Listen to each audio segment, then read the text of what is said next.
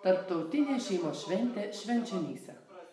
Šeima – toks šiltas, mažas žodis, talpinantis savyje tiek daug. Tai vieta, kur turėtų būti gera, jauku ir saugu. Šios šventės organizatoriai buvo Švenčionių miesto kultūros centras, Švenčionių veiklios mamos ir Švenčionių rajono visuomenės sveikatos biuras. Veiklios mamos organizavo mamyčių turgelį, kur galėjo pardavinėti, keistis ar tiesiog dovanoti vaikų išaugtus drabužėlius ir žaislus. Kitos mamytės atėjo į šventę kartu su savo šeimos nariais. Bendravo, planavo būsimas veiklas.